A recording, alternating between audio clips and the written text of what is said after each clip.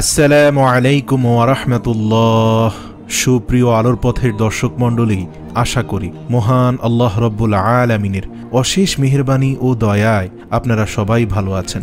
প্রিয় দর্শক, আবু হুরায়রা রাদিয়াল্লাহু তাআলা আনহু থেকে বর্ণিত, তিনি বলেন, রাসূলুল্লাহ সাল্লাল্লাহু আলাইহি ওয়াসাল্লাম বলেছেন, যখন সরকারি মালকে নিজের মাল মনে করা হয়, আমানতের মালকে নিজের মালের মতো ব্যবহার করা হয়, জাকাতকে জরিমানা মনে করা হয়, ইসলামী আকিদা বর্জিত বিদ্যা শিক্ষা করা হয়, পুরুষ স্ত্রীর অনুগত হয়, মায়ের সঙ্গে দুর্ব্যবহার করা হয়, বন্ধুদের আপন মনে করা হয়, বাবাকে পর ভাবা হয়, মসজিদে শোরগোল করা হয়, পাপী লোক গোত্রের নেতা হয়, অসৎ ও নিকৃষ্ট লোক জাতির চালক হয়, ক্ষতির ভয়ে কোনো লোককে সম্মান করা হয়, গায়িকা ও বাদ্যযন্ত্রের প্রচলন অধিক হয়, মদ্যপানের আধিক্য ঘটে, পরবর্তী সময়ে লোকেরা পূর্ববর্তী লোকেদের বদনাম করে, তখন যেন তারা অপেক্ষা করে গরম বাতাসের, ভূমিকম্পের, ভূমিধসের, মানব আকৃতির বিকৃতি, শিলাবৃষ্টি, রক্তবৃষ্টি ইত্যাদি কঠিন আযাবের, যা একের পর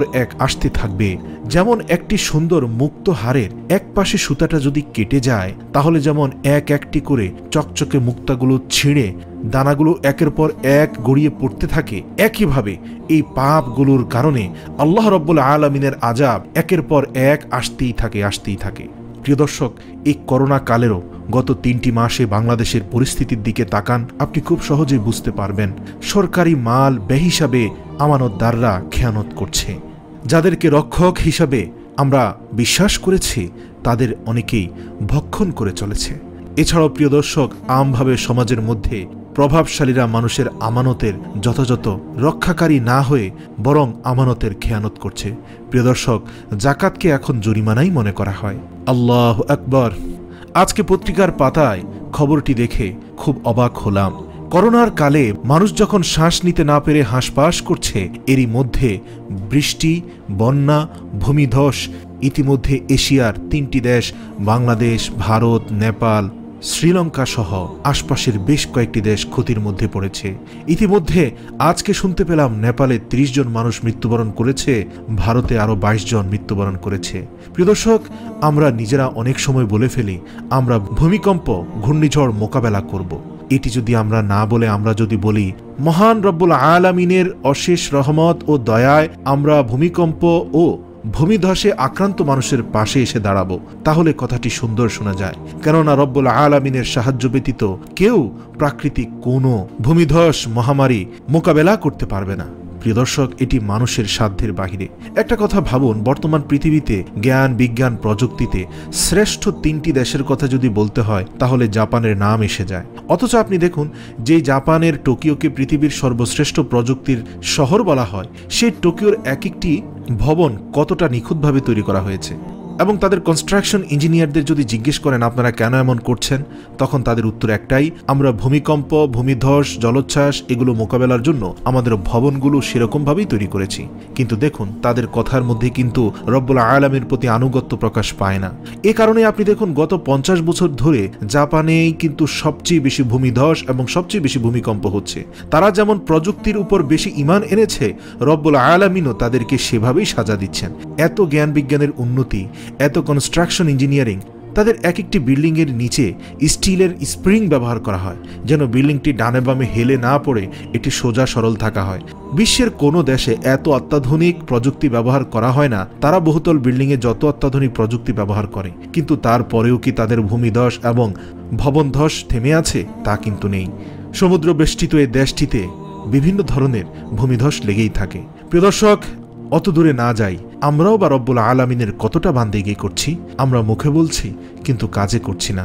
আমাদের সমাজের পরতে পরতে ছড়িয়ে গিয়েছে জুলুম, অন্যায়, অত্যাচার। প্রিয় দর্শক, রিপোর্টের শুরুতে একটি হাদিস বলেছিলাম, যেই হাদিসের মধ্যে আল্লাহ রাসূল সাল্লাল্লাহু আলাইহি সাল্লাম বলেছিলেন, আমানতকে খেয়ানত করা, ইসলামী আকিদা বর্জিত করা, স্ত্রীর অনুগত হওয়া, মায়ের সঙ্গে দুর্ব্যবহার করা, বন্ধুদের আপন ভেবে নিজের পিতাকে পর ভাবা, পাপী লোক গোত্রের নেতা হওয়া, অসৎ নিকৃষ্ট লোক জাতির চালক হওয়া, ক্ষতির ভয়ে কোনো লোককে সম্মান করা, গায়িকা ও বাদ্যযন্ত্রের প্রচলন হওয়া, মদের আধিক্য ঘটা।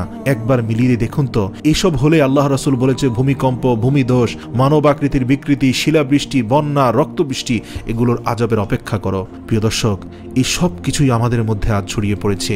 তার জন্যই আজকে সংবাদ মাধ্যমে দেখুন রব্বুল আলামিন একের পর এক আযাব গজব প্রেরণ করছেন।